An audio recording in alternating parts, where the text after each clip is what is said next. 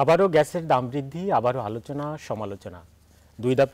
দুই ধাপে গ্যাসের দাম বৃদ্ধি করেছে সরকার। 1 মার্চ থেকে এক ধাপ কার্যকর হচ্ছে, আবার 1 জুন থেকে কার্যকর হচ্ছে। এই গ্যাসের দাম বৃদ্ধি জনগণের মাঝে কিরূপ প্রভাব ফেলবে, আমাদের ব্যবসা বাণিজ্যে কিরূপ প্রভাব ফেলবে, সে বিষয় নিয়ে আজকে আমাদের আলোচনা, গ্যাসের দাম বৃদ্ধি। এ বিষয়ে স্টুডিওতে আলোচনার জন্য আমরা দুজন অতিথিকে আমন্ত্রণ জানিয়েছি। আমাদের ডান দিকে রয়েছেন বিকেএমের সাবেক সভাপতি ফজলুল হক এবং ক্যাবের জ্বালানি উপদেষ্টা ডক্টর শামসুল আলম। আপনাদেরকে স্বাগত জানাচ্ছি আমাদের আজকের এই আয়োজনে। গ্যাসের দাম বৃদ্ধি এ নিয়ে এরই মধ্যে আলোচনা সমালোচনা অনেক কিছুই হচ্ছে। সরকারের এই সিদ্ধান্তকে কিভাবে দেখছে সে বিষয়ে আমরা আজকে মূল্যায়ন করব। শুরুতে আমি যেতে চাচ্ছি ডক্টর শামসুল আলম আপনার কাছে, যে সরকার আবার অল্প দিনের ব্যবধানে আবারও গ্যাসের দাম বৃদ্ধি করলো, কিভাবে দেখছেন? এখন আমি সরকারের প্রেক্ষাপটটাকে দুটো ভাগে ভাগ করতে চাই। 2009 সালে যখন 2008 সালের হিয়ারিংয়ের ভিত্তিতে 9 সালে যখন মূল্যবৃদ্ধির ব্যাপারটা কার্যকর হলো, তখন সরকার মূল্যবৃদ্ধির অবস্থাকে কিভাবে দেখেছে।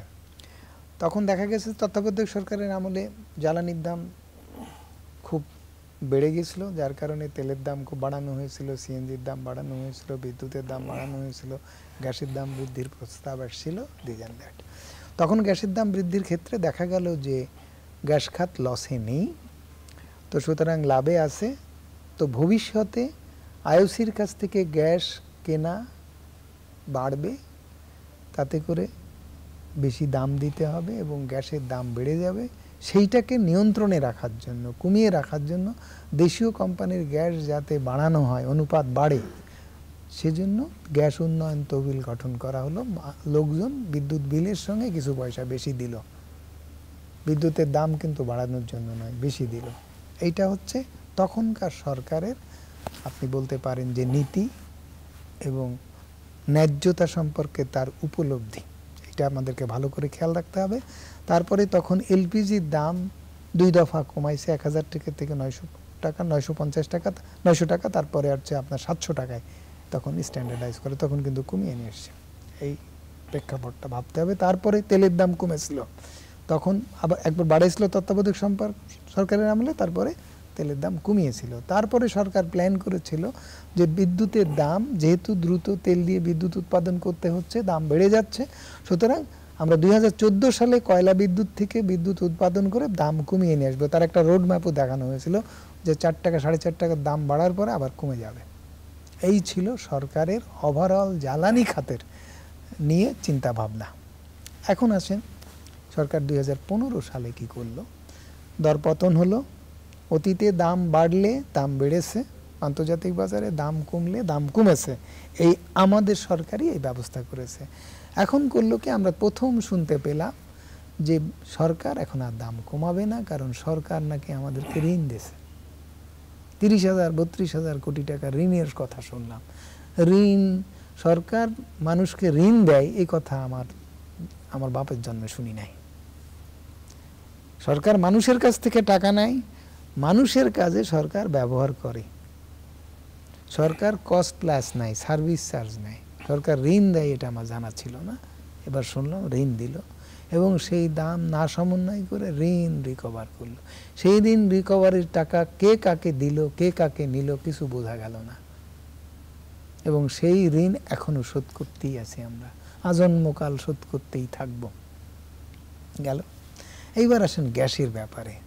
গ্যাসের ব্যাপারে হঠাৎ করে সরকার বলল, আচ্ছা গ্যাস উন্নয়ন তহবিলের যে টাকা আমরা দিলাম তা দিয়ে বছরে বছরে 1000 কোটি টাকা জমা হতে থাকলো। জমা হওয়ার পরে দেখা গেল এই টাকা দিয়ে দেশীয় কোম্পানির গ্যাসের উৎপাদন অনুপাত বাড়ল না। যখন এটা কমিটি গঠন করা হয়েছিল এই ফান্ড, তখন ছিল টোটাল গ্যাসে 52% দেশীয় কোম্পানির গ্যাস, 48% ছিল বিদেশি অর্থাৎ আইওসির গ্যাস। আইওসির গ্যাস এখন 48%, দেশি কোম্পানির গ্যাসের অনুপাত 48%। তার মানে আপনার 52 থেকে 48-এ চলে আসলো আর কি, 10% কমে গেল। তার মানে আমাদের ওই টাকা কোনো কাজে লাগলো না। হরাজ এই টাকা দিয়ে 21টা প্রকল্প হচ্ছে, কিন্তু তার বিনিময়ে যে কতটুকু গ্যাস বাড়ানো হয়েছে তার কোনো স্ট্যাটিস্টিক্স নাই। গেল। এইবার আসেন পরবর্তী কথায়, তারপরে সরকার আবার দাম বৃদ্ধির প্রস্তাব নিয়ে আসলো। তখন বললো যে আমার সম্পদের দাম দিতে হবে। সম্পদের দাম, জনগণের সম্পদ, জনগণের কাছ থেকে সম্পদের দাম নিতে হবে। আচ্ছা, নিল, নেওয়ার পরে সেখান থেকে সরকার সম্পদের দাম নিল, আবার তা থেকে 55% সরকার ট্যাক্স ভ্যাট নিয়ে নিল। সম্পদের দামের উপরে সরকার সম্পদের দাম নির্ধারণ করলো, এটা চিন্তা করেন, তার উপরে তার থেকে বললো যে আমাকে এখন শুল্ক ভ্যাট দিতে হবে। তার উপরে সরকারের নিজের প্রপার্টির উপরে নিজের কর হয়, এটা আমার জানা ছিল না। এখন নতুন নতুন দর্শন, আমরা বুঝি না সাধারণ মানুষ, আমাদেরকে এইসব ওই বাঙালির হাইকোর্ট দেখানোর মতো দেখালো, ভালো কথা। সেখান থেকে বললো কি আপনার জ্বালানি নিরাপত্তা তহবিল গঠন করলো। সেটা দিয়ে কি করবে? বললো যে আমরা ভবিষ্যতে উচ্চ মূল্যে জ্বালানি আনবো, তার দাম দিতে হবে, তার অবকাঠামো তৈরি করতে হবে, সুতরাং তা দিয়ে আমরা গঠন করলাম। সেই তহবিল কত? 3000 কোটি টাকা করে বছরে জমা হতে থাকলো। আচ্ছা, এবার এদিকে আমরা এত দাম দিচ্ছি, মানে তাতে করে দেখা যাচ্ছে যে প্রত্যেকটা কোম্পানি তারা টাকা জমাচ্ছে, তারা সেই টাকা ব্যাংকে ফিক্সড ডিপোজিট রাখতেছে, সেগুলো টাকা বিআরসির হিসেবে আমরা পালাম 22,000 কোটি টাকা, এখন শুনছি 26,000 কোটি টাকা আছে। তাহলে এবং 6,000 কোটি টাকা করে সরকার ট্যাক্স ভ্যাট নিয়ে যায়, শুল্ক ভ্যাট নিয়ে যায়। এই যে এই টাকাগুলো যদি আপনি দেখেন, কোনো টাকা কোনো জায়গায় জ্বালানি খাতে উন্নয়নে কাজে লাগে, বুঝলাম যে সরকার ট্যাক্স ভ্যাট 6,000 কোটি টাকা নিয়ে গেছে, ওই 6,000 কোটি টাকা না হয় যান সরকারের জেনারেল বাজেটে, ডেভেলপমেন্ট বাজেট, রেভিনিউ বাজেটে চলে গেল, কিন্তু এই টাকাগুলোর কোনো ব্যবহারের হদিস আমরা পাচ্ছি না। এরপরে আসলো আবার সেই একই নামে যে গ্যাস উন্নয়ন তহবিলের টাকারও কোনো ব্যবহারের খোঁজ নেই, জ্বালানি নিরাপত্তা তহবিল গঠন করলাম, সেই টাকারও ব্যবহারের কোনো খোঁজ নেই। এখন বলছে যে সেই উচ্চ মূল্যে জ্বালানি আনতে হবে, তার জন্য আমাদের খরচ হবে, এর জন্য টাকা দেন। এইভাবে টাকা চাওয়ার কোনো বিধান নেই। আপনি কাজ করার পরে সেই টাকা রেভিনিউতে মার্চ করবেন, রাজস্বতে মার্চ করবেন, অর্থাৎ রেভিনিউ খাতে নিয়ে আসবেন, তারপরে সেই টাকা আপনার রেভিনিউ রিকোয়ারমেন্ট এস্টিমেট করে সেটাকে পাস থ্রু করবেন। তার আগে আপনি পারবেন না। ভবিষ্যতে কি করবেন সেই জন্য মানুষকে বলে মানুষের কাছে টাকা নিতে পারবেন না। সরকার কারোর বেতন দেয় না, সরকার কোনো কাজ করে না, এখানে সব মানুষ পয়সা দেয়, তা থেকেই হয়। এই যে একটা মিটিং করে তারা, সেই পয়সাও মানুষ পয়সা দেয়। এরপরেও তাদেরকে সরকার আবার এই অজুহাতে সে ওদের দাম বাড়ায় নিয়ে যাবে। এখন হিসাব করে দেখা গেল যে এ যাবৎ 81% গ্যাস খাত থেকে সরকার টাকাটা নিয়ে যাচ্ছে বিভিন্নভাবে। তারপরে এবার 26% বাড়ালো, বাড়ায় এবার আরেকটা তহবিল বানালো, সেই তহবিলের নাম হচ্ছে ডেফিসিট ফর সাপোর্ট ফান্ড। এই টাকা থেকে বলা হচ্ছে যে আমরা এখন আইওসির গ্যাস বেশি কিনতেছি, আরও বেশি কিনবো, আমাদের নিজের গ্যাস আর তুলবো না, বা আমাদের নিজের গ্যাস, আমাদের কোম্পানির গ্যাস বাড়বে না, সুতরাং সেখানে ঘাটতি হবে, সেই টাকা দেব। এখন আমার প্রশ্ন হচ্ছে আমরা এইভাবে বিভিন্নভাবে টাকা নিয়ে যাচ্ছি, তো সেই টাকা কমিয়ে ফেলতেছি না কেন, এটা বাড়াতে যাচ্ছি কেন? এর জবাব কারোর কাছে পাই না। আমরা এই জবাব আরও শুনবো। আমি একটু ফজলুল হক আপনার কাছে আসতে চাচ্ছি। ব্যবসায়ীদের কাছ থেকে বারবারই বলা হচ্ছিল পর্যাপ্ত পরিমাণ জ্বালানি আপনারা পাচ্ছেন না, গ্যাস পাচ্ছেন না, শিল্পে বা ব্যবসায় ব্যাহত হচ্ছে, এর মধ্যে আবার গ্যাসের দাম বৃদ্ধি, ব্যবসা বাণিজ্যে কেমন প্রভাব ফেলবে এই দাম বৃদ্ধি? যে কোনো দাম বৃদ্ধি পজিটিভ প্রভাব ফেলার আসলে এই মুহূর্তে কোনো কারণ নেই। কারণ দুটো বিষয়, একটা বিষয় হচ্ছে যে আমরা যদি বলি যে দাম বৃদ্ধি হয় না, এটার একটা সমালোচনা হয় যে আমরা কোনো দাম বৃদ্ধিকেই মেনে নিতে চাই না, সেটা খুব স্বাভাবিক যে মানতে চাইবে না কেউই। গতকালকে মাননীয় মন্ত্রীর একটা ব্যাখ্যা শুনলাম অন্য একটা চ্যানেলে, যিনি বলছিলেন যে গার্মেন্টস মালিকদের উদ্দেশ্য করি যে প্রোডাকশন কস্টের খুবই সামান্য অংশ হচ্ছে গ্যাস বিল, তার উপরে যদি 16% বাড়ে এটা তেমন সিগনিফিকেন্ট না। তর্কের খাতির ওইটা ঠিক, আপনি যদি অঙ্কের হিসাব বলেন ওইটা ঠিক, যে 100 টাকার ভিতরে আমি হয়তো গ্যাস বিল দেই 50 পয়সা, তার 16% বাড়লে কয় পয়সা আর বাড়বে, এটা ইট সাউন্ডস লাইক ভেরি গুড, হ্যাঁ, যে খুবই লজিক্যাল মনে হয়। কিন্তু আপনি যদি এটা হয়তো মুদ্রার এক পিঠের একটা অংশ, আরও অনেক ইস্যু আছে, যেটা শামসুল আলম বলছিলেন যে মানে অনেকগুলো বিষয় নিয়ে কিন্তু একটা পূর্ণাঙ্গ ব্যাপার দাঁড়ায়। তো এখানে অন্যান্য বিষয়গুলো হচ্ছে যে গত 1 বছর আগে গ্যাসের দাম 100% বৃদ্ধি করা হয়েছে শিল্প খাতে, এবং এমন একটা সময় গ্যাসটা বৃদ্ধি করা হলো, আমি যদি আমাদের তৈরি পোশাক খাতের কথাই বলি, যে যেই মুহূর্তে আন্তর্জাতিক বাজারে একটা মানে আমি গ্যাসের বাজারের কথা বলছি না, আমাদের তৈরি পোশাকের বাজারের কথা বলছি, যে আন্তর্জাতিক বাজারে একটু টালমাটাল অবস্থা চলছে, ব্রেক্সিট, ট্রাম্প ইস্যু, ইউরোর দরপতন, সব কিছু মিলিয়ে আমাদের কিন্তু, এবং রপ্তানির যেই লক্ষ্যমাত্রা সেটা কিন্তু অর্জিত হচ্ছে না, এবং আমাদের প্রবৃদ্ধির হার কমে যাচ্ছে। তো এগুলো কিন্তু খুব পজিটিভ সাইন না। এবং সাম্প্রতিক সময়ে আমাদের যে মূল উপাদান তুলা, যেটাতে আমরা পোশাক তৈরি করি, সেই তুলার দাম বৃদ্ধি পেয়েছে 20-25%। এইরকম একটা সময় যখন আপনি ওই যে বোঝার উপরে খুব হালকা শাকটা আটি মনে হয়, অনেক ছোটবেলা থেকে এটা শিখেছি।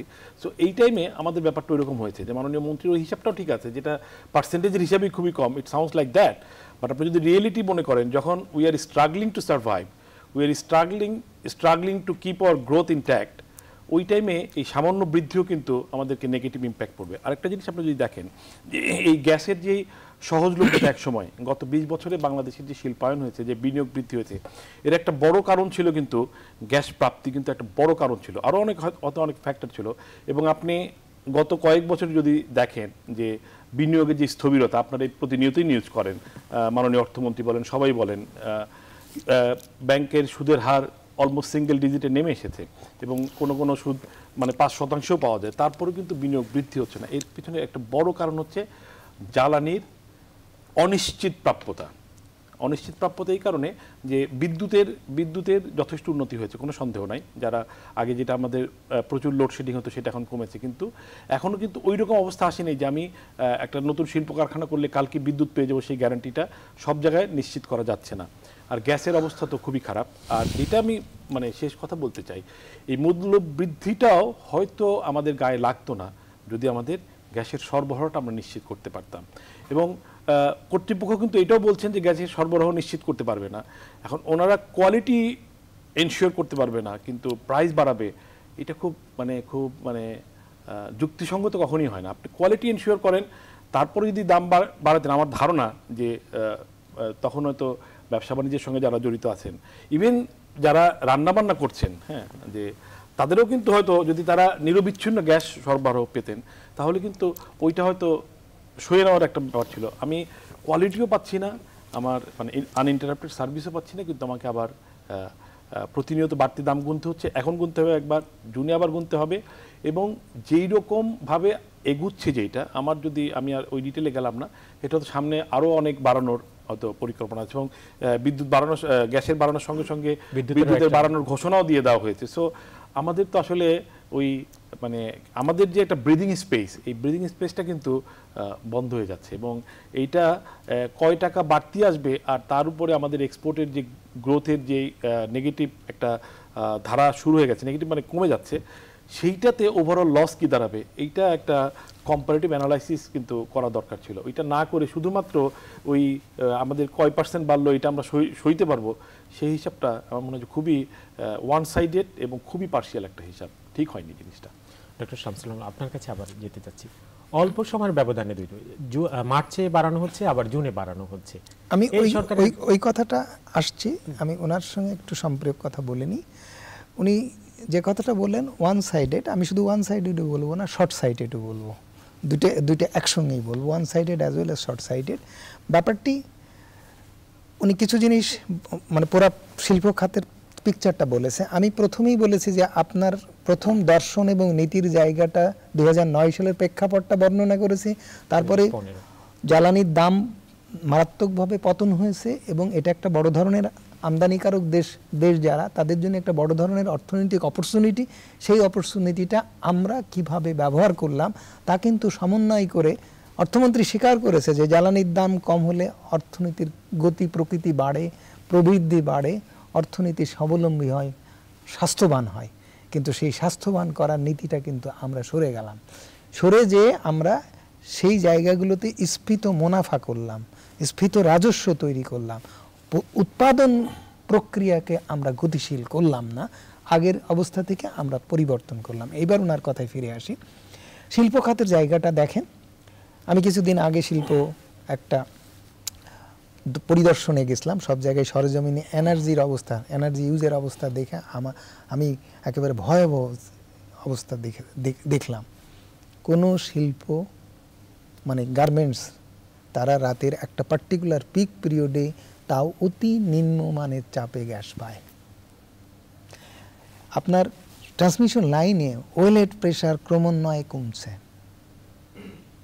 আগামীতে যে তারা গ্যাস পাবে, তারা স্ট্যান্ড বাই যেসব ক্যাপটিভ পাওয়ার প্ল্যান্ট আছে তার পাশাপাশি ডিজেল পাওয়ার প্ল্যান্টের ব্যবস্থা করতেছে, তারা বয়লার ডিজেলে যাচ্ছে, ডুয়েল ফুয়েল কিনতেছে, তার মানে তারা কিন্তু এগুলো ইনভেস্ট করছে।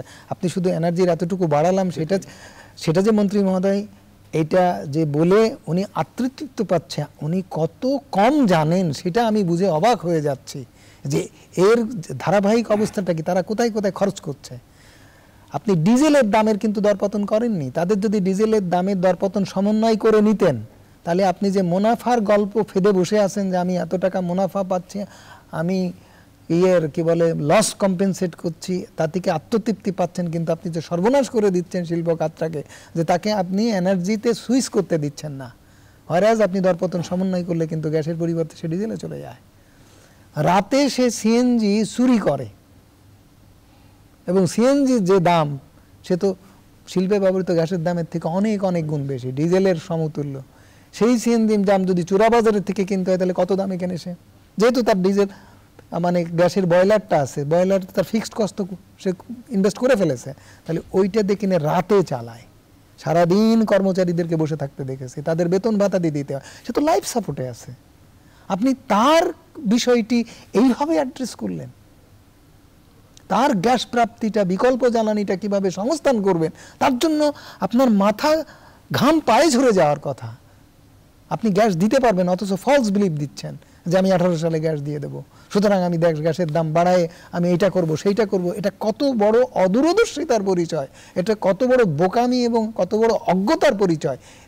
এই বিষয়টি আমি জাতীয় পর্যায়ে এই ফিল্ডের একজন কর্মী হিসেবে এ কথা যদি আমি না বলি তাহলে আমার অপরাধ হবে, আর সে না বুঝে তার অপরাধ হচ্ছে না। আমি না বললে আমার অপরাধ হবে, আমার দায়বদ্ধতা থেকে যা এই দেশের মানুষ আমাকে খাওয়াইছে, পড়াইছে, লেখাপড়া শেখাইছে, বেতন দিচ্ছে, তারা কাপড় পায় না, ভাত পায় না, অথচ আমাকে বিলাসিতার জীবন দিয়েছে। আপনার এখানে বসেই এই জায়গায় বসে কথা বলার মতো সুযোগ দিয়েছে, এসি রুমে কাজ করার সুযোগ দিয়েছে, এসি রুমে ঘুমানোর সুযোগ দিয়েছে, তাদের পয়সায় আমি ঘুমাচ্ছি হচ্ছে, অথচ তাদের পক্ষে যায় এরকম কথা আমি না বলে তাদের বিপক্ষে যায়। একজন রাজনৈতিক নেতা এই দায়িত্বটা যখন করে না, তখন আমার দায়িত্বটা আরও বেড়ে যায়।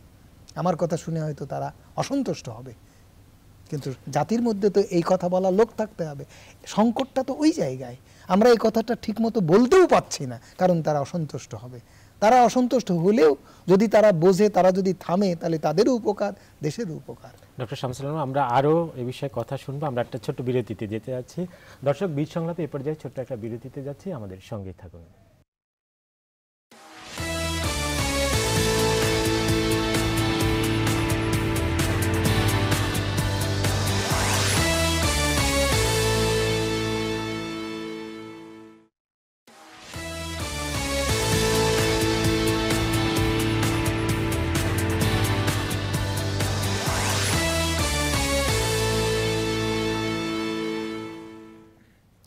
দর্শক, আবারও স্বাগত নিউজ 24-এর নিয়মিত আয়োজন বীজ সংলাপে। আজ আমরা কথা বলছি গ্যাসের দাম বৃদ্ধি নিয়ে। এ বিষয়ে স্টুডিওতে আলোচনার জন্য উপস্থিত রয়েছেন ক্যাবের জ্বালানি উপদেষ্টা ডক্টর শামসুল আলম এবং বিকেএমইর সাবেক সভাপতি ফজলুল হক। এছাড়াও আমাদের সঙ্গে সংযুক্ত হবেন বিদ্যুৎ, জ্বালানি ও খনিজ সম্পদ প্রতিমন্ত্রী নসরুল হামিদ বিপু। আমরা তার সঙ্গে যখন সংযুক্ত হব তখন আমরা সরাসরি তার সঙ্গে যুক্ত হওয়ার চেষ্টা করব। দর্শক, চাইলে আপনারাও আমাদের আয়োজনে যুক্ত হতে পারেন, আপনাদের মতামত জানাতে পারেন, আপনারা প্রশ্ন রাখতে পারেন আমাদের অতিথিদের কাছে। আমাদের টেলিভিশনের স্ক্রিনে যে নাম্বার রয়েছে সেই নম্বরে আপনারা ফোন করতে পারেন। দর্শক, আমরা আবারও আলোচনায় ফিরতে যাচ্ছি। ডক্টর শামসুল আলম, আপনার কাছে আমার একটা প্রশ্ন ছিল যে খুব কম সময়ের ব্যবধানে 2 ধাপে বাড়ানো হচ্ছে, একটা 1 মার্চ, একটা 1 জুন, কেন এই পলিসি? মূল্যবৃদ্ধির ক্ষেত্রে একটি বিষয় বিবেচনায় রাখতে হয়, আপনি কতটুকু, আপনার বিদ্যমান মূল্য কতটুকু আছে আর আপনার মূল্যবৃদ্ধি কতটুকু করতে হবে, এটা একটা হিসাব। এই হিসাবে মূল্যবৃদ্ধি করার অনেক বেশি দরকার হতে পারে, কিন্তু আপনি ইনক্রিমেন্টাল যে প্রবৃদ্ধিটা যেটা, সেইটা বেশি হলে তার অভিঘাত অ্যাবজর্ব করা অর্থনীতির পক্ষে কঠিন হয়ে যায়। তার জন্য সহনীয় হতে হবে। এইটা একটা মানে বুঝের ব্যাপার। তো যে কারণে বাড়াটা মোটামুটিভাবে স্ট্যান্ডার্ড হচ্ছে 5-7%-এর মধ্যে। আপনি যখন বাড়াবেন তখন 5-7% মধ্যে। আর আপনার যদি বেশি বাড়ানোর দরকার থাকে তখন আপনি গ্যাপটা কমায় নিয়ে আসবেন, যে আরও কিছুদিন পরে স্ট্যাগার্ড বাড়াবেন। সেটা হয়তো বা যেমন এখন বলা হচ্ছে যে আমরা গ্যাসের দাম 6 বছর আগে বাড়িয়েছিলাম, 6 বছর পরে বাড়ালাম, এত গ্যাপ দিয়ে বাড়ালাম। এই গ্যাপটা কমিয়ে আমরা 1 বছর পরে বাড়াতে পারতাম। আমাদের আইনে বলা আছে যে 1 বছর, মিনিমাম 1 বছর যদি আপনার অন্য কোনো পরিবর্তন না হয়। অন্য কোনো পরিবর্তন যদি না হয়, তাহলে সেক্ষেত্রে আপনি অন্য কোনো পরিবর্তন করতে আপনার জ্বালানির মূল্যের কথাটাই মিন করা হয়েছে। এখানে তো জ্বালানির দাম কমে গেছে, তো সুতরাং এখানে তো সেই পরিস্থিতি প্রিভেল করে না। তার মানে আপনি বছরে বাড়ান যদি, তাহলে 1 বছরের মধ্যে বাড়াতে পারবেন না, এরকম একটা এমবার্গোই দেওয়া। সেই স্প্লিটটা কিন্তু এইটা, আর ইনক্রিমেন্টালটা ওইটা। তা এখন যদি 22% বাড়ানোর সিদ্ধান্ত হয়েছে, যেহেতু এইটাকে ওই দৃষ্টিকোণ থেকে একটা ব্রেকআপ দিয়ে বাড়ানো হয়েছে, কিন্তু এই ব্রেকআপটা আইন পারমিট করে কিনা সেই বিষয়টি অথরিটি মনে হচ্ছে ভাবেনি, কারণ এই বিষয়টি গণশুনানিতে অ্যাড্রেস করা হয়নি। যা আমরা এই বাড়ানোর কৌশলটাও প্রপারলি প্রবিধিতে অস্পষ্ট রাখা হয়েছে, এবং এটা এক্সিকিউটিভ অর্ডারের মধ্যে আনা হয়েছে, যে কারণে এই সীমাবদ্ধতাটা এখন বিতর্কিত হয়ে গেছে, এটা আলোচনায় এসছে, এটা একটা ব্যাপার আছে। তো এটা আমার ধারণায় এটা একটা আইনি ব্যর্থই ঘটেছে, যে এই এক আদেশে 2 বার বৃদ্ধি করা, মানে 2 বার বৃদ্ধি করা 3 মাসের ব্যবধানে, এটা আইনির সঙ্গে এটা সাংঘর্ষিক হয়েছে, এবং এটা নিয়ে আইনি বিতর্ক তৈরি হয়েছে, এবং এটা নিয়ে আইনি বিতর্ক হবে। এবং এটা আমরা বিতর্কটা এড়াতে পারতাম যদি 22% বৃদ্ধির প্রবণতাটা বা চাপটা না সৃষ্টি হতো। 94% আমরা নিয়ে এসেছিলাম, সেই 94% যদি যৌক্তিক কিনা, যেসব মানদণ্ড আমাদের আছে মূল্য বৃদ্ধির, সেই সব মানদণ্ড মেনে ওইখানে প্রস্তাব আনা হয়নি।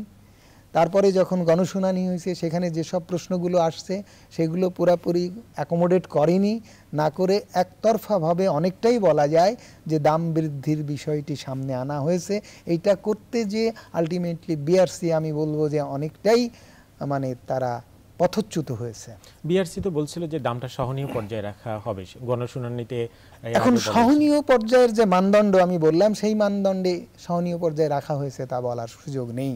আমাদের অতীত প্র্যাকটিস বলে, বিআরসির কালচার যেটা, তারা 5-7%-এর মধ্যেই বৃদ্ধি সীমাবদ্ধ রাখার কথা ভাবে। যদি বড় ধরনের, যেমন বিদ্যুতের ক্ষেত্রে চাপ সৃষ্টি হয়েছিল, তারা 18% বাড়িয়েছে, এই সময় স্ট্যাগার্ড করেছে, ওই সময় স্ট্যাগার্ড করে, এগুলো করেছে, তখন একটা আনইউজুয়াল সিচুয়েশন ছিল। এখন তো আনইউজুয়াল সিচুয়েশন না।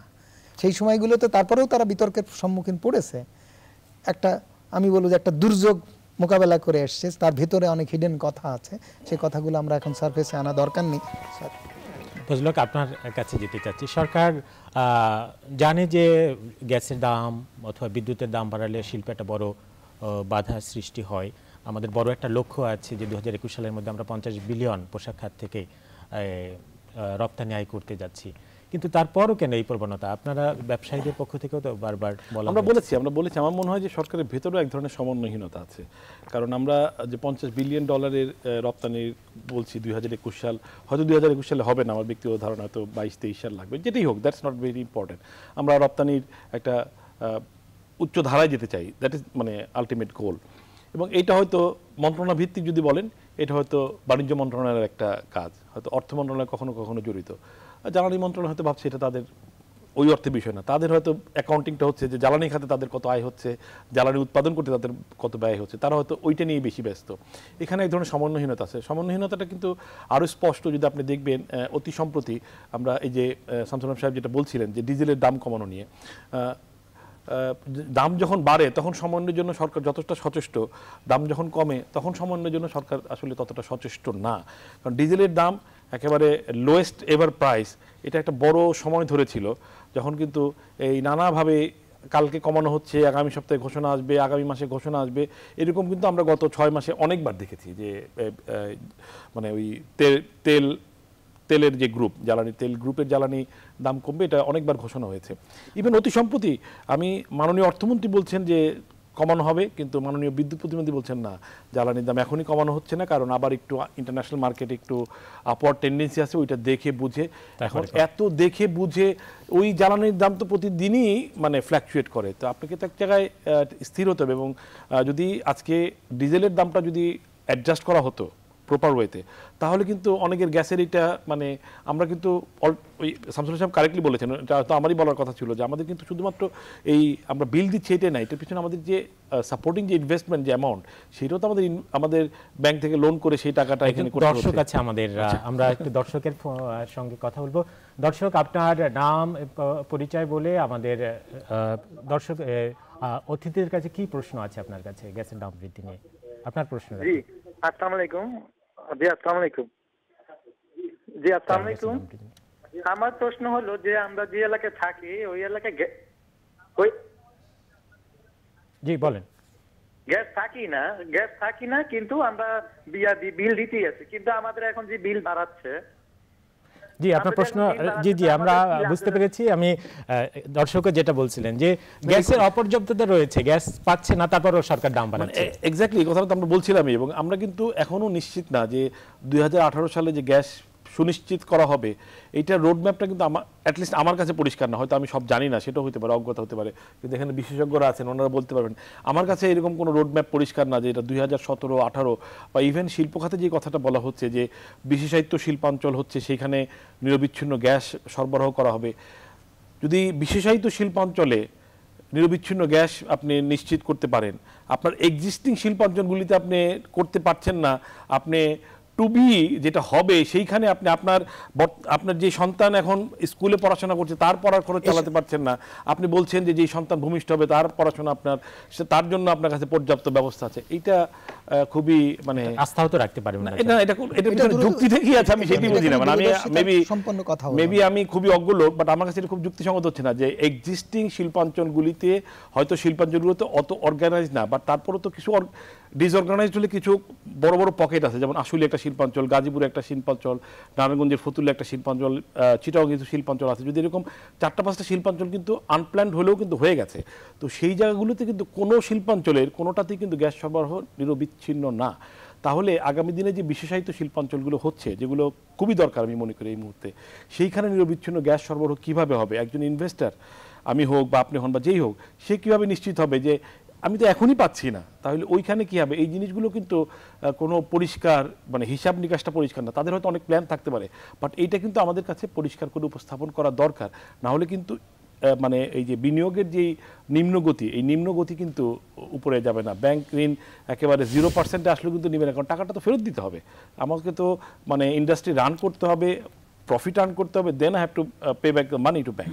সো ওই জায়গাগুলো কিন্তু অনিশ্চিত, এবং পরিস্থিতি, বিনিয়োগ পরিস্থিতি যদি বলি, ব্যবসা বাণিজ্যের পরিস্থিতি বলি, এটার জন্য এই বর্তমান জ্বালানি যে অবস্থা, তাতে এইখান থেকে উত্তরণের জন্য খুব এগুলো সহায়ক কিছু হবে বলে আমার কাছে মনে হচ্ছে না।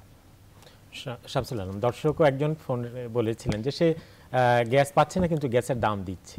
এখন এই জায়গাটা মানে আমরা যদি রাষ্ট্র পরিচালনার ক্ষেত্রে যদি আদর্শিক জায়গায় থাকতাম, এসব থেকে প্রতীয়মান নয় যে আমরা আদর্শিক জায়গায় নেই, এইটাই উদ্বেগের বিষয়।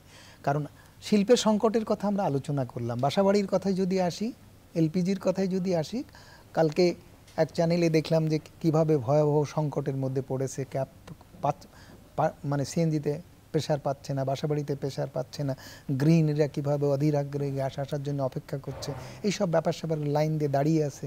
এগুলো নিত্য নৈমিত্তিক ব্যাপার, এই অবস্থা থেকে কিন্তু আমরা বেরিয়ে আসতে পারিনি। পাশাপাশি আনপ্ল্যান্ড ওয়েতে গ্যাসের সংযোগ বাড়িয়ে গেছে। এই সংযোগ বাড়ানোর পেছনে এক ধরনের অসাধু কারচুপি চুরির বিষয়টি, সংস্কৃতি এসে গেছে, যেটা রাষ্ট্র সেটার থেকে জনগণকে সুরক্ষা দিতে পারেনি। রাষ্ট্র সে বিষয়টি, জনগণের সেই সব সুরক্ষার বিষয়টি জনগণের হাতে ছেড়ে দিয়েছে। সে শুধু রেভিনিউটার ব্যাপারটাতে মধ্যে নিজেকে সীমাবদ্ধ রেখেছে। এখন এরকম একটা অবস্থায় আমি আমার জনগণকে রেখে দিয়েছি। এই জায়গাটাই 92 ইউনিটের জন্য আমি বাসাবাড়িতে গ্যাস দিচ্ছি, বলছি 92 ইউনিটের দাম তুমি 600 টাকা দাও, এখন 700 না 750, তারপরে জুনে আসে 900 টাকা হবে।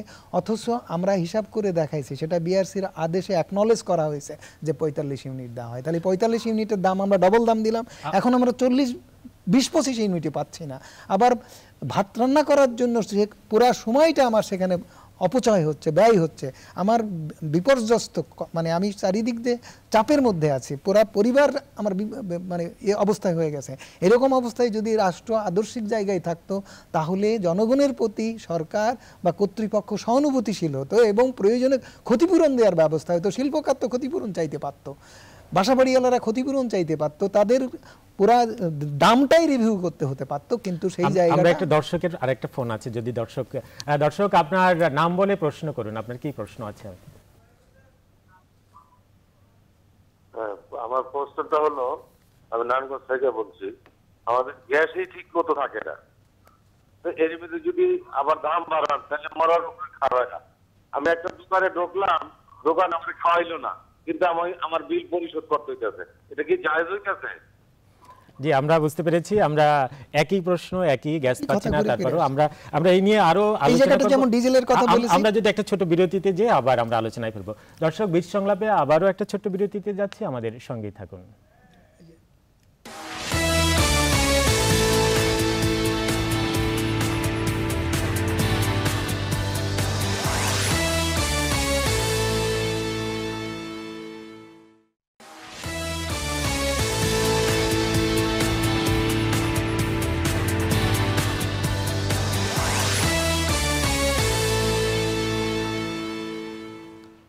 দর্শক, নিউজ 24 নিয়মিত আয়োজন বীজ সংলাপে আপনাদের আবারও স্বাগত জানাচ্ছি। আমরা আজ আলোচনা করছি গ্যাসের দাম বৃদ্ধি নিয়ে। এ বিষয়ে স্টুডিওতে আলোচনায় উপস্থিত রয়েছেন ক্যাবের জ্বালানি উপদেষ্টা ডক্টর শামসুল আলম এবং বিকেএমের সাবেক সভাপতি ফজলুল হক। এছাড়াও আমাদের সঙ্গে যুক্ত হবেন বিদ্যুৎ, জ্বালানি এবং খনিজ সম্পদ প্রতিমন্ত্রী নসরুল হামিদ বিপু। আমরা যখনই তার সঙ্গে যুক্ত হব আপনাদেরকে নিয়ে যাব সেই সরাসরি সংযুক্ত হয়ে সেখানে। আমি আবারও যেতে যাচ্ছি শামসুল আলম আপনার কাছে। আপনি বলছেন দর্শকের এখন আসেন যে জ্বালানি সংকট দাম বৃদ্ধির কারণে সংকট হতে পারে, কারণ মানুষ তার উপরে এন্টাইটেলমেন্ট হারাবে এবং সেগুলো কিনতে পারবে না, ক্রয় ক্ষমতার বাইরে হবে, অ্যাফোর্ডেবিলিটিতে কুলাবে না। আবার আপনি প্রাপ্যতাও নিশ্চিত করতে পারবেন না। আজকে গ্যাস প্রাপ্যতা নিশ্চিত করতে পারছেন না, ডিজেল আছে দামে কুলাচ্ছে না। দুইটা অবস্থায় আপনি পাচ্ছেন না বলে ডিজেলে যেতে পারতেন, পাচ্ছেন না বলে এলপিজি দিতে পারতেন, পাচ্ছেন না বলে কয়লায় যেতে পারতেন, পাচ্ছেন না বলে এলএনজিতে যেতে পারতেন, কিন্তু সেটা যদি দাম বেশি হয় তাহলে আপনি সংকটে থেকে গেলেন। আমরা কি একটু প্রতিমন্ত্রীর বক্তব্য শুনে আসব।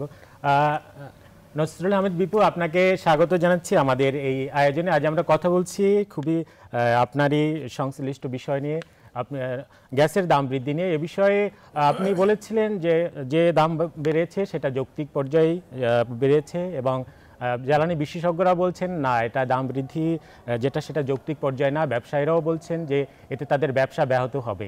তো কিভাবে এটা যৌক্তিক পর্যায়ে হলো, যদি এর কোনো ব্যাখ্যা দেন আপনি।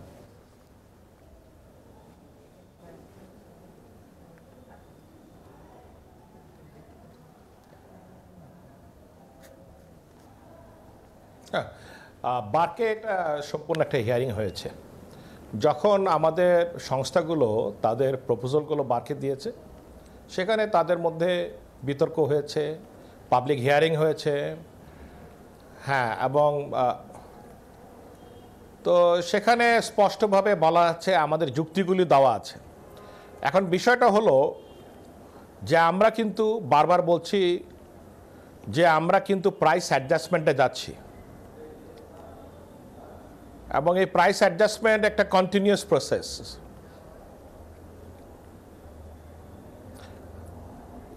এখন এই প্রাইস অ্যাডজাস্টমেন্ট করতেই হবে, কারণ হলো আমাদের যে প্রোডাকশন কস্ট, এই প্রোডাকশন কস্টের থেকে আমাদের যে ভর্তুকি আমরা ওখানে দিয়ে আসতেছে সরকার, সেখান থেকে আমাদের বেরিয়ে আসতে হবে। আর যে পরিমাণ টাকা আমাদের গ্যাস ডেভেলপমেন্ট ফান্ডে আছে সেটাও আমাদের ইনভেস্টমেন্টের প্ল্যান হচ্ছে এবং আমরা প্রায় 108টি ড্রিলিংয়ের আমরা ব্যবস্থা নিয়েছি এবং কাজও চলছে, এবং সেই ইনফ্রাস্ট্রাকচার ডেভেলপমেন্টও আমাদের টাকা খরচ করতে হবে। আমরা একটা জিনিস দেখতে চাই যে গ্রাহকের উপরে যাতে এটা বোঝা না হয়, এই হিসাবটা আমাদের ঠিক রাখতে হবে। আমরা যেন সাশ্রয়ী মূল্যে নিরবিচ্ছিন্ন জ্বালানি প্রত্যেকটি ঘরে পৌঁছাতে চাই, সেটাই আমাদের মেইন প্ল্যান। এবং আমরা যে এলপিজি নিয়ে আসছি আপনার অল্টারনেটিভ ফুয়েল হিসাবে, এই জ্বালানিটি যাতে সাশ্রয়ী মূল্যে পৌঁছায়, আগামীতে সেই প্ল্যানে আমরা যাচ্ছি। আবাসিক খাতে যে গ্যাস আমরা ব্যবহার করি, সারা মাসে 600 টাকা দেই আমরা, এটা আমরা মনে করি যে এটা খুবই ওয়েস্টেজ। এইটার যে প্রোডাক্টিভ খাত যদি আরও বেটার থাকে, এই গ্যাসটা আমরা সেখানে ব্যবহার করতে চাই। কস্ট অফ অপরচুনিটিটা আমাদের দেখতে হবে। আমরা যদি এই আবাসিক খাতের গ্যাস যদি আমি বিদ্যুৎ উৎপন্ন করি এবং আমি যদি ইন্ডাস্ট্রিতে দেই, এটার যে প্রোডাক্টিভ খাতটা তৈরি হবে, এই লক্ষ লক্ষটা আমাদের জনগণের যে কর্মসংস্থান হবে, আমি মনে করি সেটার জায়গাটা অনেক বড় হবে। যারা জ্বালানি বিশেষজ্ঞ আছেন তাদের অনুরোধ করব, তারা ইকোনমিক সাইডটা কিন্তু ভেবে দেখতে হবে তাদের। দর্শকরাও আমাদের এই আয়োজনে সংযুক্ত হয়েছিলেন যে তারা গ্যাসের দাম ঠিকই দিচ্ছেন, কিন্তু সঠিকভাবে গ্যাস সরবরাহ পাচ্ছেন না সাধারণ গ্রাহক যারা আবাসিক পর্যায়ে। তো এইটা কতদিন নাগাদ এই গ্যাস সরবরাহ নিশ্চিত হতে পারে যে আবাসিকে সাধারণ মানুষ অব্যাহতভাবে গ্যাস পাবেন?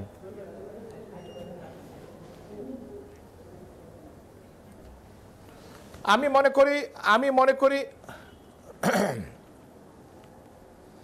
মনে করি যে আবাসিক খাতে আস্তে আস্তে সরে আসা উচিত সকল গ্রাহকদের। সারা বাংলাদেশে মাত্র 30 লক্ষ লোক আবাসিক খাতে গ্যাস পায়, আর বাকিরা কিন্তু এই পাইপলাইন গ্যাস থেকে তারা কোনো গ্যাস পাচ্ছে না। তারা এলপিজি ব্যবহার করছেন, নাহলে অন্য কোনো উপায় তারা জ্বালানি ব্যবহার করছে। আমাদের বিষয়টা হলো সারা বাংলাদেশের প্রতিটি আবাসিক খাতে সাশ্রয়ী মূল্যে জ্বালানি পৌঁছানো। 30 লাখের লোকের কথা আমি বলতে চাই না। একজন রাজনীতিবিদ হিসাবে, একজন দায়িত্বশীল প্রতিমন্ত্রী হিসাবে আমি সারা বাংলাদেশের জনগণের কথা বলতে চাই। শেখ হাসিনা সরকার সারা বাংলাদেশের সব ঘরের কিভাবে সাশ্রয়ী মূল্যে জ্বালানি পৌঁছাবে সেই বিষয়ে তারা চিন্তা ভাবনা করছে।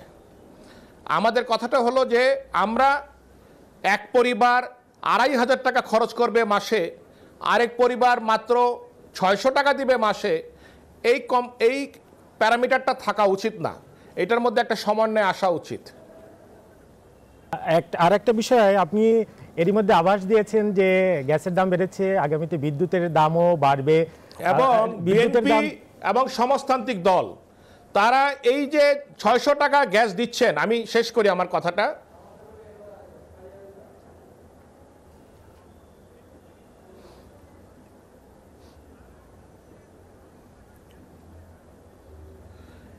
এই 600 টাকার গ্যাসে যারা 900 টাকা আমরা করেছি দাম, তাদের গ্রাহকদের পক্ষ নিয়ে তারা হরতাল করতে যাচ্ছে।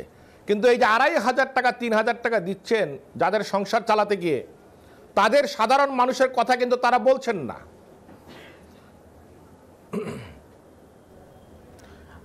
এবং যারা এই 900 টাকা দিচ্ছেন তারা কিন্তু ওয়েল অফ, শহরের লোক তারা ওয়েল অফ, তারা কিন্তু সেটা দিতে পারে, তাদের সেই ক্ষমতা আছে, সে সক্ষমতা আছে।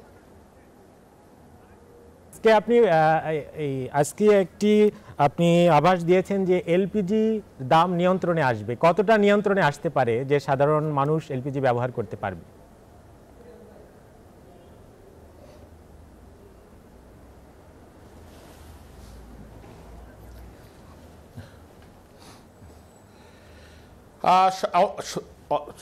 ইতিমধ্যে তো সারা বাংলাদেশের জনগণ এলপিজিকে নিয়ে নিয়েছে, এবং সেটা গতবারের থেকে এবার 100 গুণ বেড়ে গেছে তার সাপ্লাই। প্রতি বছরের এটার সাপ্লাই বেড়েছে প্রায় 100 গুণ ধরে। আমরা এলপিজি যারা বটলিং করবেন, যারা এলপিজিতে ইনভেস্টমেন্ট করবেন, তাদের পলিসি আমরা তৈরি করে ফেলেছি। এখন যে পলিসিটা আমরা যাচ্ছি সেটা হলো প্রাইসটাকে কিভাবে একটা সহনীয় পর্যায়ে নিয়ে আসা যায়। কারণ আমাদের দেশে যে বাল্ক কোয়ান্টিটি এলপিজি আসলে প্রায় $100 ডিফারেন্স হতো টনেজে, সেটা আমরা পাচ্ছি না, কারণ আমাদের ডিপ সি পোর্ট নাই। আমাদের যদি গভীর সমুদ্র বন্দর থাকতো, তাহলে আমরা বড় আকারে জাহাজে যদি রিফ্রিজারেটর এলপিজি আনতে পারতাম, তাহলে টনেজে আমরা প্রায় বিশাল সেভিং করতে পারতাম। তাহলে সেই সেভিংটা আমাদের সিলিন্ডারে পড়তো। এই কারণে আমরা পারছি না। ইন্ডিয়াতে আছে, ইন্ডিয়াতে বিশাল বড় সমুদ্র বন্দর আছে, তারা পারছে। এখন আমাদের এখানে অনেকগুলো বিষয় আছে। আমরা ইতিমধ্যে ডিপসি টার্মিনাল করার প্রকল্পতে প্রাইভেট সেক্টর যাচ্ছেন, সরকারও পরিকল্পনা নিয়েছেন, এবং এই প্রাইসটা ওয়ার্ল্ড প্লেট মার্কেটে কিভাবে ওটাকে একসাথ করে প্লেট মার্কেটের সাথে অ্যাডজাস্ট করে প্রাইসটাকে একটা নিয়ন্ত্রণের মধ্যে নিয়ে আসা যায়, সেই পলিসিটা আমরা তৈরি করছি। আমি সবশেষ প্রশ্ন রাখতে চাই আপনার কাছে যে ব্যবসা বাণিজ্য পরিচালনার সুবিধার্থে এবং সাধারণ মানুষের জীবনমান আগামী 1-2 মাসের মধ্যে আপনারা দেখতে পাবেন। মানুষ অব্যাহতভাবে গ্যাস পাবে, এই নিশ্চয়তা মানুষ কবে নাগাদ পাবে যে শিল্প প্রতিষ্ঠান এবং সাধারণ মানুষ সবাই স্বাভাবিকভাবে গ্যাস সরবরাহ পাবে? এটা কতদিন লাগতে পারে? এই সরকার কতদিন নেবে এই অবস্থা বাস্তবায়নের জন্য?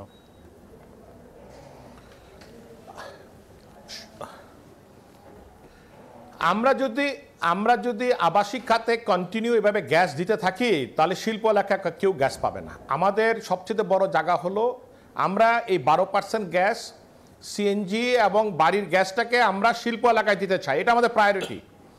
এবং আমাদের বিদ্যুৎ আমাদের প্রায়োরিটি এখন। আর এলপিজি যেহেতু এটার অল্টারনেটিভ ফুয়েল আছে আবাসিক খাতে, সুতরাং আমরা এলপিজি এখানে ব্যবহার করতে চাই। এবং আমাদের যে শর্টেজটা হবে 18 সাল পরের থেকে, আমরা ইতিমধ্যে 18 সালের জুন থেকে নিরবিচ্ছিন্নভাবে এলএনজি আমরা আমাদের গ্রিড লাইনে দিতে পারবো। সুতরাং শিল্প যারা মালিকরা আছেন তারা প্ল্যান করতে পারেন আগামী ভবিষ্যতের জন্য, যে 18 সালের জুনের পর থেকে তারা প্ল্যান করতে পারেন, তারা যদি নতুন ব্যবসা প্রতিষ্ঠানে যেতে চান সেই জায়গায় আপনার নিরবিচ্ছিন্ন এলএনজি দেওয়ার ব্যবস্থা আমরা করতে যাচ্ছি। নসরুল আহমেদ বিপু, আপনাকে অসংখ্য ধন্যবাদ আমাদের এই আয়োজনে সরাসরি যুক্ত হওয়ার জন্য। দর্শক, আমাদের সঙ্গে সরাসরি যুক্ত হয়েছিলেন বিদ্যুৎ, জ্বালানি ও খনিজ সম্পদ প্রতিমন্ত্রী নসরুল আহমেদ বিপু। আমরা আবারও আলোচনায় ফিরছি আমাদের স্টুডিওতে। শামসুল আলম আপনি বলছিলেন এবং জ্বালানি প্রতিমন্ত্রীও বলছিলেন যে তারা সে এখনও দাবি করছে যৌক্তিক পর্যায়ে, এবং একটা উনি বার্তা দিয়েছেন যে 2018 সালের জুন নাগাদ হয়তো গ্যাস সরবরাহটা স্বাভাবিক হবে। এই জায়গাটায় একটা বিষয় আমাদেরকে যোগ করে ভাবতে হবে, সেটা হচ্ছে যে সরকার একটা পক্ষ, ভোক্তারা আর একটা পক্ষ। তারা মূল্যবৃদ্ধির প্রস্তাব নিয়ে এসছে। আমরা মূল্যবৃদ্ধির প্রস্তাব, মূল্যবৃদ্ধি আমাদের জন্য এটা একটা নেগেটিভ জিনিস। আমরা চাইবো যে আমাদের মূল্যবৃদ্ধি আমাদের অনুকূলে থাকুক এবং যত কম হলে আমরা স্বাচ্ছন্দ্য হব। সরকার বিভিন্ন কারণে মূল্যবৃদ্ধির করতে আসবে, তার মধ্যে একটা ভারসাম্য এনে সিদ্ধান্ত নেবে নিরপেক্ষভাবে বিআরসি। এখন প্রশ্ন হচ্ছে যে এই জায়গায় সরকারের কৌশলগত বা নীতিগত জায়গাগুলো এখন পর্যন্ত জনস্বার্থসম্মতভাবে তৈরি হচ্ছে না বলেই এই ধরনের বিভ্রান্তিগুলো তৈরি হয়ে যাচ্ছে। কেন তৈরি হচ্ছে না এবার আমি পরিষ্কার করি। জ্বালানি তেলের মূল্য নির্ধারণ সরকার নির্বাহী আদেশে করে। এলপিজির মূল্য নির্ধারণ সরকার বিআরসিকে দিয়ে করাতো, এখন সরকার বিআরসি দিয়ে করাচ্ছে না, ওটা বাজারে ছেড়ে দিয়েছে।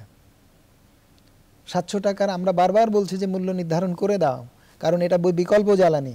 বিকল্প জ্বালানির দাম যদি কমে আসে তাহলে অলরেডি গ্যাসের উপরে প্রেশার কমবে।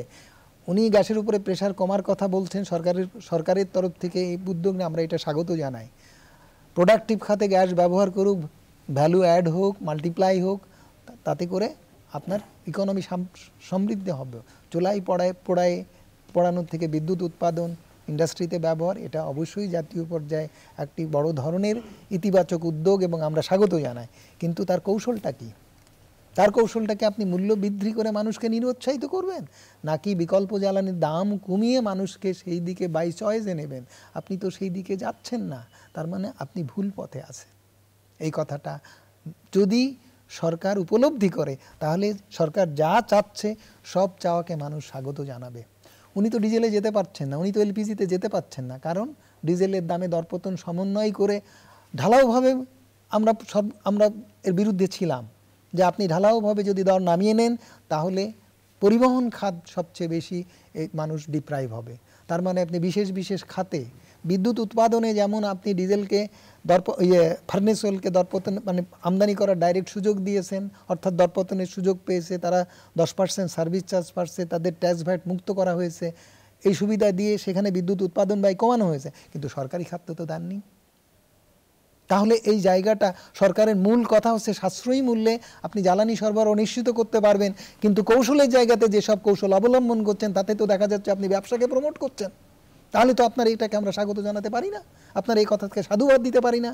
আমি চাই জ্বালানি মন্ত্রী হিসেবে নসরুল আহমেদ যথেষ্ট ডাইনামিক মানুষ, যথেষ্ট ইন্টেলিজেন্ট মানুষ, আমি অ্যাপ্রিসিয়েট করি, কিন্তু তিনি সফল হবেন কিনা সময় বলবে। তিনি যেদিন থাকবেন না আমি থাকব, আমি যাতে বলতে পারি যে অন্তত মন্ত্রী হিসেবে তিনি সফল হয়েছেন, আমি সেটা তার কাছে চাই। তো সেই জায়গা থেকে আমি এখনও প্রত্যাশা করি যে এই জিনিসগুলো বোঝার তার সক্ষমতা আছে। এখন আমরা চারিদিক থেকে তাকে চাপের মধ্যে রাখছি যে তিনি যেন এগুলো বোঝেন। ব্যক্তিগতভাবে চাপের মধ্যে রাখতে চাই, সমষ্টিগতভাবে চাপের মধ্যে রাখতে চাই। যারা আজকে ধর্মঘট ডেকেছে, যারা আজকে ওনাদের এই সমস্ত বক্তব্যকে অ্যাপ্রিসিয়েট করছেন না, তারা তাদের মতোগুলো বলছে, তাতে তারা যেহেতু কষ্ট পাচ্ছে তাদের কথায় উনি আহত হতে পারেন, হার্ট হতে পারেন। একেবারে শেষ পর্যায়ে ফজলুল হক আপনার কাছে যেতে যাচ্ছি। মন্ত্রী বলেছেন 2018 সাল নাগাদ ব্যবসায়ীরা অন্তত একটা আশ্বাস দিয়েছেন যে ব্যবসা প্রতিষ্ঠান বা শিল্প উদ্যোক্তারা স্বাভাবিকভাবে গ্যাস সরবরাহ পাবেন? কতটা আশ্বস্ত হতে পারছেন মন্ত্রী? আমি পুরোপুরি আশ্বস্ত হতে পারছি না, with due respect to the minister.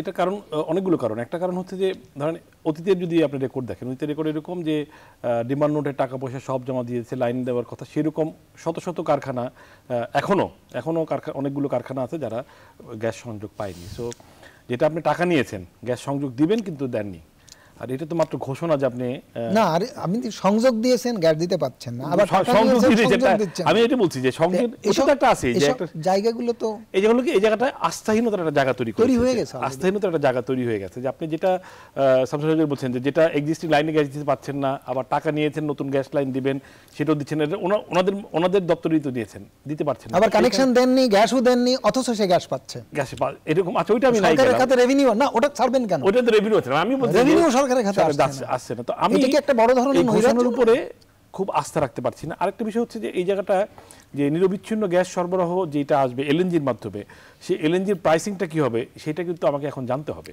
আমি না জানলে আমি যে ইনভেস্টমেন্টটা করবো, সেই ইনভেস্টমেন্টের তো আমি হয়তো টোটাল ইন্ডাস্ট্রি ইনভেস্টমেন্ট কস্ট জানবো, কিন্তু আমার রানিং কস্ট কি হবে সেটা কিন্তু আমি জানি না। আমি ইনভেস্টমেন্ট জানবো, আমি রানিং কস্ট জানি না, তো ওই রকম ইনভেস্টমেন্টের লোকজন কিন্তু এখন যাবে না। সো এই জায়গাটা আমার মনে হয় সরকার অনেক পরিষ্কার করতে হবে। এবং আরেকটা বিষয় যেটা হয়তো সরকারের জন্য খুব একটা পলিটিক্যালি খুব টাফ ডিসিশন, যেটা মাননীয় মন্ত্রী বলছেন যে গৃহস্থালিতে এবং সিএনজি আমাদের যানবাহন চলাচলের জন্য গ্যাস ব্যবহার না করে তারা শিল্পে করবেন, সেটার হয়তো ইকোনমিক বেনিফিট বেশি হবে, no doubt about that. But ওই সিদ্ধান্তটা তারা নিতে পারবেন কিনা, কারণ তার সঙ্গে আবার ভোটের রাজনীতির কিছু হিসাব নিকাশ এখানে জড়িত আছে। সো এই জায়গাগুলিতে কতটুকু অবস্থান পরিষ্কার, যিনি নিরুৎসাহিত করছেন, শুধু দাম বাড়িয়ে কি নিরুৎসাহিত করা যাবে? সেটা বিকল্প জ্বালানিগুলো সহজলভ্য হবে কিনা, সাশ্রয়ী মূল্য হবে কিনা।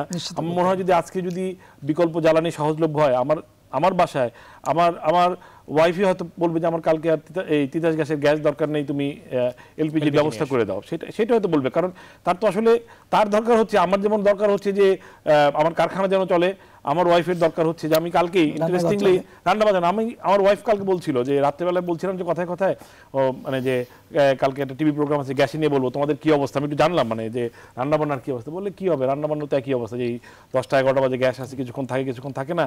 এবং তারপরে যে কমেন্টটা ছিল যে তোমার বলাতে কি হবে, তাতে কি আর গ্যাসের সরবরাহ বাড়বে? সো এই যে আস্থাহীনতার জায়গাটা, গৃহিণী পর্যায়েও যে আস্থাহীনতার জায়গাটা, এগুলো বলেও আসলে কিছু লাভ হবে না, পরিস্থিতির আসলে কোনো উন্নতি হবে না। সো এই আস্থাহীনতার জায়গাটা আমি মনে করি যে মাননীয় মন্ত্রী এবং তার যারা মানে অন্যান্য যার যে মানে লোকবল আছে, যারা বিভিন্ন বিভাগে আছেন, তিতাস গ্যাস, অন্যান্য গ্যাস কোম্পানি আছেন, তাদের হলো যে গ্রাহকদের আস্থার জায়গাটা তৈরি করা হচ্ছে জরুরি। আমি একটা ছোট্ট উদাহরণ দিই যে আপনার বাড়িতে আমরা শেষ করতে চাই একেবারে যে এই আস্থার জায়গাটাই তৈরি করা উচিত। এবং আমি যেহেতু সময় কম, আমি বলি যে এই সরবরাহ বৃদ্ধি এবং এইটা না করে, আপনি সরবরাহটা সুনিশ্চিত না করে দাম বাড়ানোটা কোনো জায়গায়, শুধু গ্যাস না, যে কোনো জায়গাতেই আপনি যদি আপনি একটা বাড়িতে ছাদ দিয়ে পানি পড়ছে, কিন্তু বাড়িওয়ালা বসলে দেখেন আমার তো সংসার বেড়ে গেছে, এখন ভাড়া বাড়ান, তো এটাকে মানবেন নাকি? আপনি তো আগে মেরামত করেন যে আমার ছাদ দিয়ে পানি পড়ছে, সেটাকে নিশ্চিত করেন। এবং ডক্টর শামসুল আলম, আপনারা দুজনকে অসংখ্য ধন্যবাদ আমাদের আজকের আয়োজনে যোগ দেওয়ার জন্য। দর্শক, আজকের বীজ সংলাপ এ পর্যন্তই। সপ্তাহের রবি থেকে বৃহস্পতি আমরা ব্যবসা বাণিজ্যের নানা দিক নিয়ে এই আয়োজনে আমরা আলোচনা করি। আশা করি নিউজ 24-এর সাথেই থাকবেন।